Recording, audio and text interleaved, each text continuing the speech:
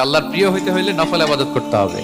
কি কি নফল ইবাদত করে আল্লাহ তাআলার প্রিয় হতে পারে আমি দুই একটি আপনাদের সাথে শেয়ার করব ইনশাআল্লাহ। এক নাম্বার, আল্লাহর কোরআনের তেলাওয়াত। এটা আল্লাহর বাণী। কোরআন তেলাওয়াত মানে আল্লাহর সাথে কথা বলা। যখন আপনি কোরআন তেলাওয়াত করেন, কাইন্ড অফ আপনি আল্লাহর সাথে মুনাজাত করেন, মানে একান্ত আলাপন করেন, আলাপচারিতা করেন। দুই নাম্বার তালিকা হচ্ছে আত-তাহাজ্জুদ বা কিয়ামুল লাইল। দুই রাকাত করে মাঝরাতে যে সালাতটা বিষ্ণু ইসলাম পড়তেন, এটাকে বলে কিয়ামুল লাইল বা তাহাজ্জুদ। তিন নাম্বার মাধ্যম হচ্ছে বেশি বেশি আল্লাহ তাআলার কাছে চাওয়া, মানে আদ-দুআ, দোয়া করা।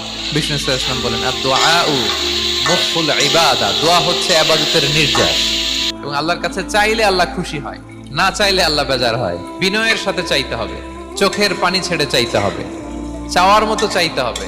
চাওয়ার মতো চাইলে আল্লাহ দেয়। আল্লাহ তাআলা আমাদের সবাইকে তার প্রিয় ভাজন বান্দাদের তালিকায় অন্তর্ভুক্ত করে নেক। আমরা সবাই পড়ি আমিন।